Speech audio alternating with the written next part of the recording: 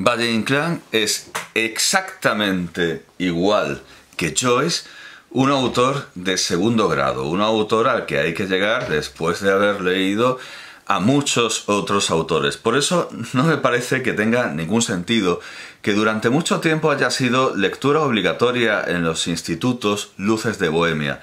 Yo no recuerdo muy bien si tengo este libro porque me obligaron, porque me forzaron a leer Luces de Bohemia o porque lo compré por gusto, como tantos otros autores de los que estudiábamos los nombres y las características y esas tonterías, pero sin llegar a degustar plenamente su escritura. Creo que me obligaron a leerlo.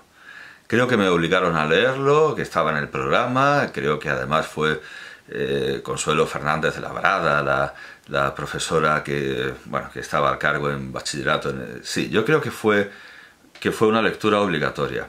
Y bien, pues por mucho que Alonso Zamora Vicente incluya al final un glosario, creo, sí, un glosario para manejarse por esta obra, sigue siendo una obra muy de segundo grado, porque ¿qué sentido tiene leer Luces de Bohemia sin haber leído nada de Alejandro Sava? Y la primera referencia, la primera referencia al Buey Apis, que y que hay que saber que era el jefe de Buey Apis, mote del director del periódico en el que trabajaba Max Estrella. Aparte, ahora veremos, aparte de la resonancia clásica que evoca destrucción o desmitificación, todo esto es subirse a la parra, el mote recuerda el de un personaje de la novela del padre Coloma, Pequeñeces.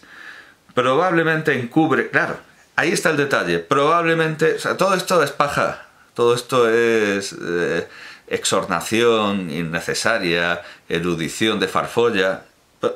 La clave está en esto, probablemente encubre una broma de tertulia de la época, es decir, es como reconocer, no he hecho suficientemente mi trabajo y no he llegado a saber quién era el Buey Apis para Valle Inclán y sus lectores. Implique la censura hacia determinadas personas o situaciones. Vamos, nota, no lo sé. Esto es, nota, no lo sé. Y si no lo sabes tú, ¿cómo lo va a saber un estudiante de bachillerato? Es una lectura a todas luces inadecuada de tantas otras en las que el estudiante podría entenderlo, si no todo, casi todo. La carta del Buey Apis es la que comunica a Max Sava el cese de sus colaboraciones. Por cierto, sobre la censura a Luces de Bohemia, consúltese la entrada, para no repetirnos, pues consúltese la entrada dedicada a don Luis Araquistáin Quevedo, que imagino que hablo por extenso allí de cómo Araquistáin censuró Luces de Bohemia, especialmente ese pasaje del anarquista, que, hay que reconocerlo, está muy bien tratado en la versión fílmica con Paco Raval y con Agustín González, que he puesto alguna vez a mis alumnos, y me ha parecido una buena explicación, un buen desarrollo dramático y bastante muy bien traído estéticamente de Luces de Bohemia. Bueno, pues este fue mi primer contacto con Valle Inclán, y yo creo que la única edición crítica exenta que tengo de este autor, aparte de la de Tirano Banderas en Clásicos Planeta, edición Introducción y Notas de Juan Rodríguez, una edición y una introducción muy completa. Hay que tener en cuenta que en esta obra Valle Inclán mezcla diversos, o sea, no solo el mexicano, sino diversos dialectos del español de América, y, en fin, preludia, creo yo, nuestro siglo, porque cada vez se hace más frecuente que, gracias a Internet, e incluso gracias a algo muy concreto y muy específico que es YouTube, desde donde estoy hablando, pero no solo, el español se está mezclando como lo está ya en Tirano Banderas. Y digo no solo, porque es cierto que, por ejemplo, veo las críticas cinematográficas de la Filmoteca Maldita, y su propietario, el feo, habla cada vez con más mexicanismos, más colombianismos, Pero ya digo que no se debe solo a YouTube, ni muchísimo menos, porque Sabina, en los libros, creo 3 libros de entrevistas, biografía que tuvo con un... Bueno, véase el capítulo dedicado a Sabina, pues dice, por ejemplo, con total normalidad, laburo y laburar, como si fuera un argentino. Bueno, todo esto está sin duda alguna presagiado en esta mezcla maravillosa, en este español sin límites, sin límite alguno, sin frontera alguna, de Tirano Banderas. Bueno, las notas no son solo lingüísticas, claro, hay muchas notas literarias y es una buena edición, una edición conveniente. Y la última edición exenta que tengo de Valle Inclán, y la más tardía en habérmela comprado, ha sido, bueno, edición exenta. Luego veremos un volumen que puede considerarse también compilatorio, pero no del todo. Este libro, La farsa infantil de la cabeza del dragón, con ilustraciones de Viví Escrivá, un libro infantil ilustrado y por tanto no es una edición crítica. Este libro, que parece desmentir lo que he dicho de que Valle Inclán no es para niños y es muy complicado, y bueno, no sé qué decir porque a este libro he llegado de adulto y he llegado porque quería una edición ilustrada, que por cierto mejora bastante, a pesar de que Valle Inclán tenía un interés plenamente modernista y contemporáneo, más que contemporáneo, consorte y unánime, efectivamente unánime, que es un adjetivo famosamente usado por él, los cisnes unánimes, con juventud y con... creo que... no tengo aquí esa revista. Bueno, con Klimt y con los modernistas austríacos, pero lamentablemente los artistas gráficos que tiene a su disposición para sus ediciones, para sus autoediciones, y a veces autoediciones pagadas y distribuidas por otra editorial, pero bueno, autoediciones, en suma, los recursos gráficos que tiene son limitados y muchas veces limitan su escritura porque los cajistas le dicen: don Ramón, aquí hay una línea que queda suelta, y él añade una línea, lo cual multiplica las versiones y muchas veces cambia la obra simplemente para que quede más bonita gráficamente, y no queda, ni siquiera queda tan bonita, porque sus ediciones, las ediciones vigiladas por él, estéticamente tampoco son una maravilla, y tampoco lo es la edición de las obras completas al cuidado de su viuda, con prólogo de Benavente, que tampoco... Claro, Benavente pues lo reconoció como un gran escritor, más allá del personaje que todos veían. Eso es lo que le dice su viuda en una carta que él reproduce en su prólogo, pero vamos, Benavente no es precisamente el mejor intérprete ni el mejor escritor que podía haber escrito, que podía haberse puesto manos a la obra para prologar, para abrir un pórtico a Valle Inclán. Bueno, pues esa edición, que pretende ser muy estética, tampoco es una gran cosa. Es mucho mejor el universo gráfico relacionado con Valle Inclán que se ve en los periódicos y en otras publicaciones que escapan al control y al cuidado de Valle Inclán. No digo que sean malas o que sean feas, pero vamos, que desmerecen el esfuerzo de Valle Inclán. No es el resultado que merecían sus esfuerzos y su cuidado porque todo fuera perfecto. Y quizás si Valle Inclán hubiese escrito en Austria o en París, pues habría tenido mejores resultados gráficos, o incluso en Barcelona. No digo que hubiera malos ilustradores en Galicia, pero bueno, Castelao es un grandísimo ilustrador, pero estaba a sus cosas, que no eran ni mucho menos las de Valle Inclán. Y este es un buen ejemplo de que el mundo gráfico ajeno a Valle Inclán muchas veces se aproxima más a los esfuerzos, y no voy a decir los deseos, de Valle Inclán, porque no sé si le hubiera gustado esto, pero me parece un mejor resultado que el que él logró con las ilustraciones que tenían en archivo, en las linotipias, en imprentas, que muchas veces tenía que hacer como los escritores del siglo XVI y tomar ilustraciones de personajes y de paisajes que pertenecían a otras obras para ilustrar las propias. Bien, estas son mis 3 únicas ediciones exentas, mis únicas ediciones de obras singulares de Valle-Inclán. Luego me esforcé, como siempre hago, para dejarnos de tonterías y tener en casa la obra completa, lo cual fue muy difícil, porque estas obras completas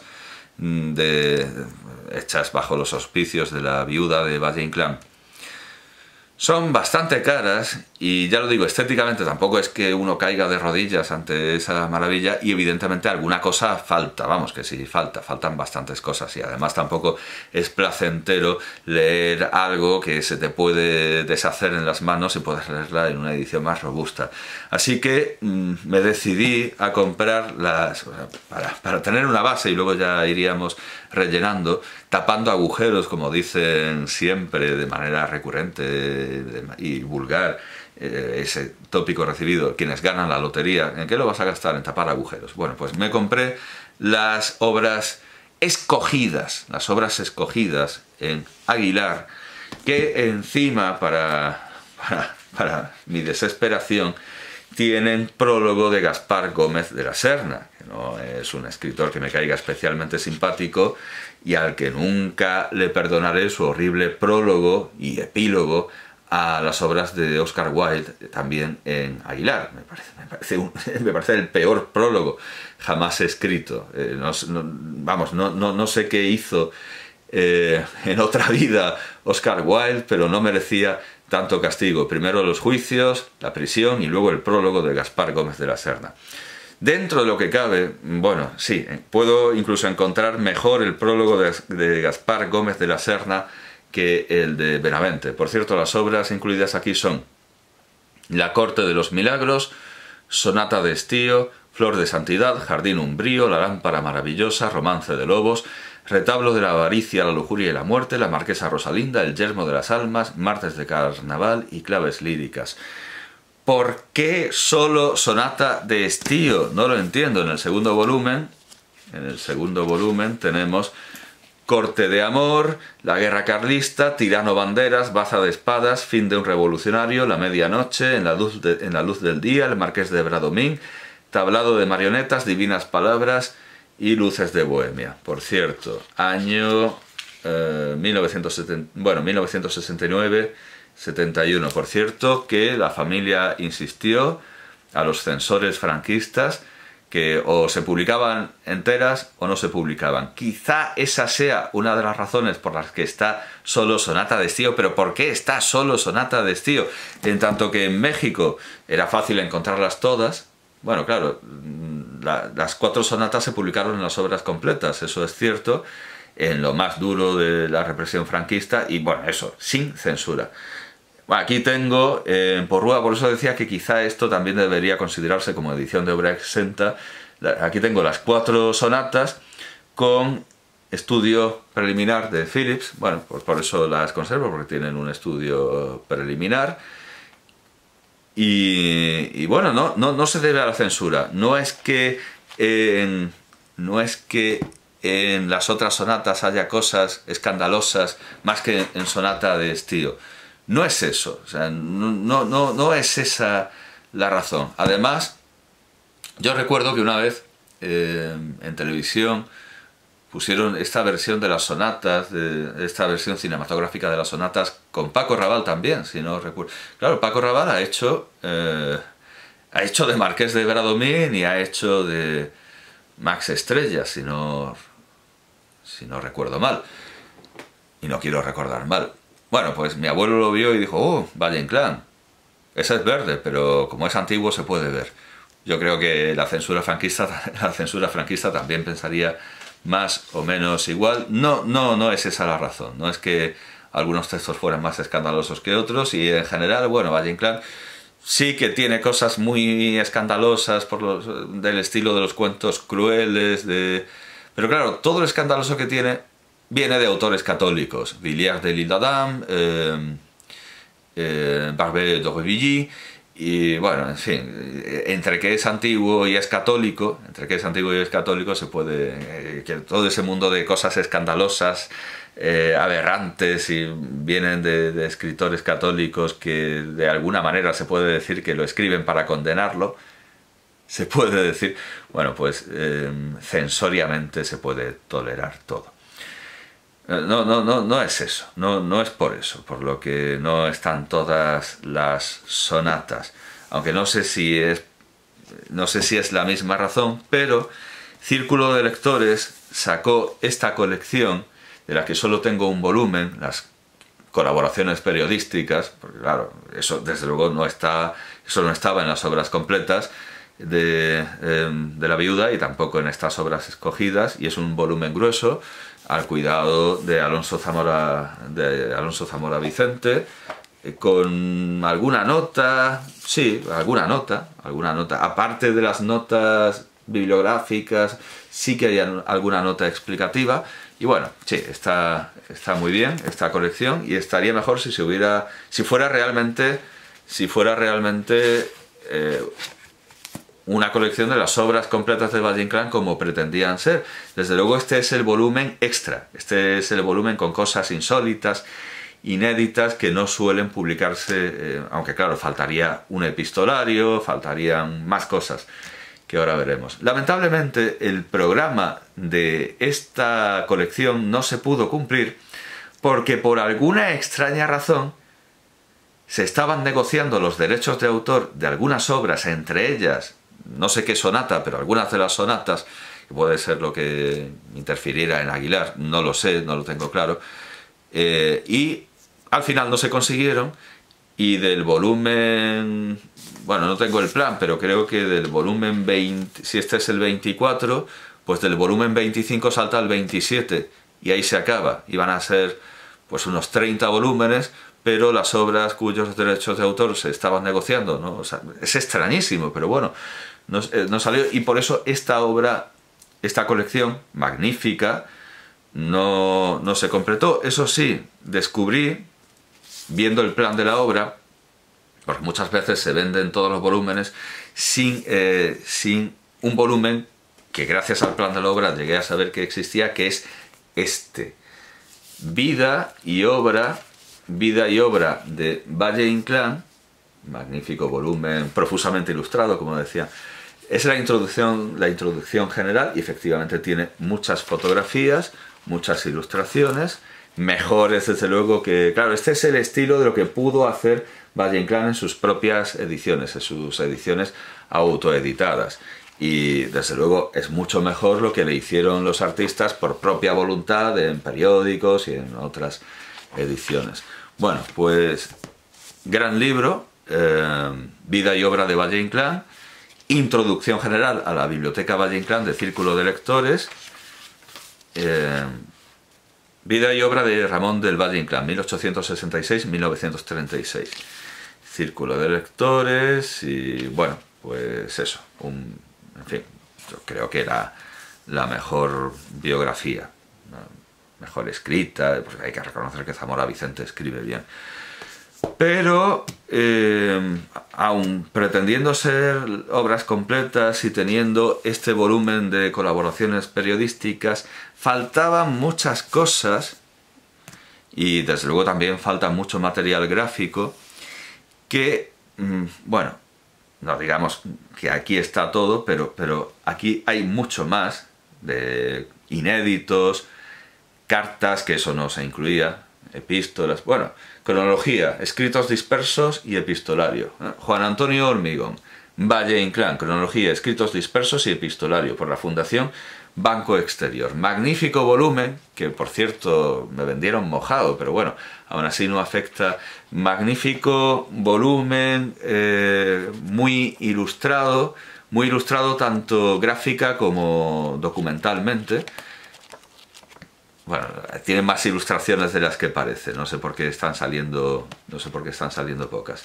Pero es un magnífico volumen del que solo me queda decir el año. Tiene muchas ilustraciones, no sé por qué no lo parece, pero leyéndolo me da la impresión de que hay una ilustración a cada La ilustración de Echea, creo que no la habíamos visto. Que hay una ilustración a cada paso y sin embargo, bueno, no lo ha aparecido, pero sí las hay. Esto es del año, además está muy cuidado estéticamente como le hubiera gustado a Valle Inclán. Es del año 1987, como colaboración en las actividades del cincuentenario de Valle Inclán, programadas por el Instituto Nacional de las Artes Escénicas y de la Música del Ministerio de Cultura.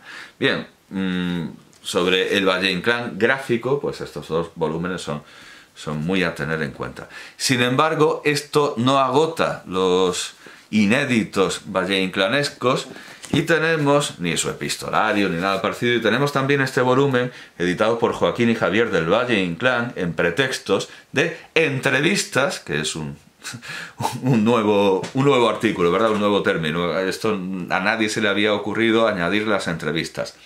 Entrevistas, conferencias y cartas. En pretextos. Esto es del año 1994. El anterior propietario, sobre el que habría que hablar bastante, el anterior propietario ha hecho algo que suelen hacer algunos lectores cuidadosos. Ha incluido unas páginas de periódico de El País, domingo 31 de enero de 1988. Pues ha incluido un artículo sobre Valle Inclán que, bueno, le interesaba tener en esta edición. El artículo es anterior al libro, o sea, tenía que encontrar un lugar donde meterlo. Lo que dijo Valle Inclán, don Ramón del Valle Inclán, con su hijo Carlos, que no es editor. Y bueno, sí, tenemos, digamos, una entrevista, claro, un testimonio del Valle Inclán en 2 hojas arrancadas del diario El País. Pues tenemos una entrevista a Valle Inclán, aunque aquí solo hay anuncios. Claro, aquí en las páginas centrales nada. Y sobre Ramón Areces, una curiosa caricatura de Loredano. Bueno, pues esto está bien, porque así ya sé que las páginas centrales las puedo dejar sin mirar, porque no hay ninguna relación. Es lo de sigue en la página, vale, sigue aquí. Epígrafes al estilo de Pierre Loti, memorias Auzun, vale. ¿De dónde viene esto? El duende de la colegiata, Heraldo de Madrid, 4 de marzo de 1912, edición de la noche. Y curiosamente, es muy llamativo, porque la fuente es hemerográfica, impresa, y sin embargo en la fuente impresa que han usado nos anotan que hay 2 líneas borrosas y legibles. Supongo que habrá un ejemplar en el que sean legibles, pero el que han consultado pues no está. Vale, pues aquí hay una entrevista de 1912 a Valle Inclán. El cuidadoso propietario anterior ha anotado en el índice, a ver si aquí está. Ha anotado a lápiz en el índice con esta letra que a lo mejor alguien sabe reconocer. Ha anotado lo siguiente: los artículos los artículos señalados con asterisco ya aparecían en Dougherty, entiendo que es doctora, o Dorothy, bueno, en Dougherty. Un Valle Inclán olvidado, eso es, Madrid, Fundamentos, 1983. O sea, que se repiten artículos ya publicados en Un Valle Inclán olvidado, 1983. En el presente repertorio hay 181 textos menos 27 ya dados a conocer. Entiendo que quizá en el libro de Un Valle Inclán olvidado. O sea, hay 27 textos impresos que faltan. Ya impresos y conocidos que faltan. Es un poco como la obra inédita de Galdós, que se editó en 1926 y sigue sin reeditarse. No es obra inédita. O los inéditos de Schopenhauer, que no son inéditos desde el siglo XIX, pero bueno.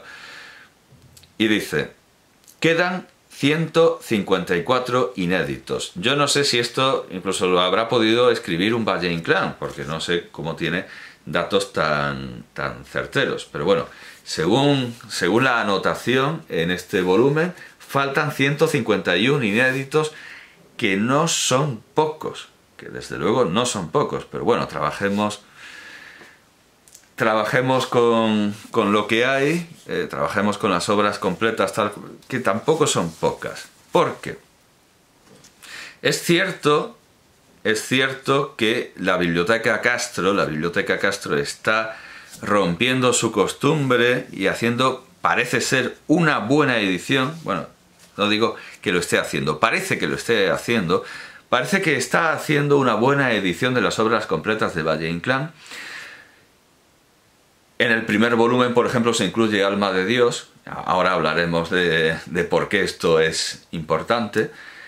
Pero también hay que reconocer que un solo volumen de la Biblioteca Castro me cuesta un poco menos, muy poco menos, que los 2 volúmenes de la obra completa de Valle-Inclán en Espasa, que todavía se puede conseguir con mucha facilidad. Pues bueno, pues yo la he comprado por 65 más los gastos de envío, porque digo, hombre, no quiero que se me pierda, y efectivamente se perdió el primer volumen, pero escribí, me lo mandaron, o sea, todo bastante rápido.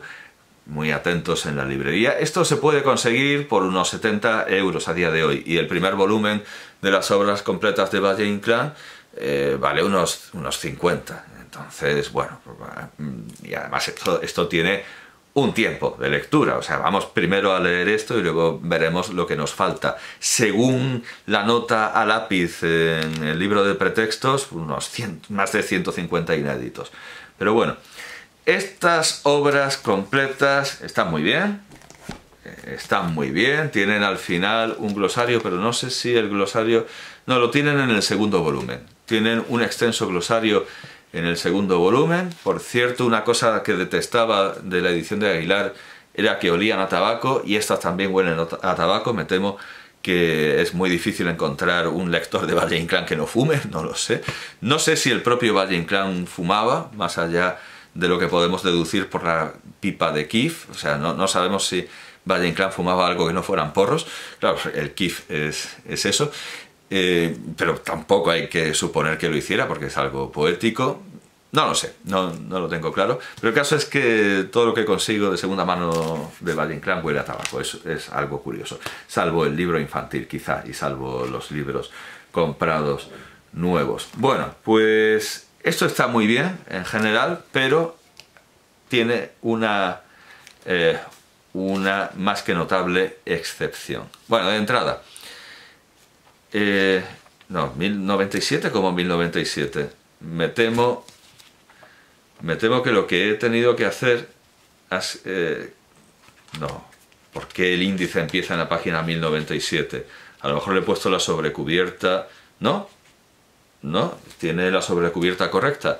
Aquí está el índice general. Contiene las femeninas, epitalamio, corte de amor, jardín umbrío, sonata de primavera, sonata de estío, sonata de otoño, sonata de invierno, flor de santidad, la guerra carlista 1, los cruzados de la causa, la guerra carlista 2, el resplandor de la hoguera, la guerra carlista 3, gerifaltes de antaño, la medianoche, en la luz del día, tirano banderas, el ruedo ibérico 1, la corte de los milagros, el ruedo ibérico 2, viva mi dueño, el ruedo ibérico 3, baza de espadas, y la lámpara maravillosa. El segundo volumen contiene... Vamos a ver, el segundo volumen contiene Cenizas, El yermo de las almas, El marqués de Bradomín, Coloquios románticos, Cuento de abril, Voces de gesta, Comedias bárbaras 1, Cara de plata, Comedias bárbaras 2, Águila de blasón, Comedias bárbaras 3, Romance de lobos, Divinas palabras, Tragicomedia de aldea, La marquesa Rosalinda, farsa sentimental y grotesca, Tablado de marionetas para educación de príncipes, Luces de bohemia, Esperpento, Martes de carnaval, Esperpentos, Retablo de la avaricia, la lujuria y la muerte, Claves líricas y Varia. Y esta Varia, según he estado comparando y comprobando, esta Varia contiene todo o casi todo lo que hay en colaboraciones periodísticas en la colección del Círculo de Lectores. Quizá alguna cosa menos de las que hay en Hormigón y en la edición de los Ballén,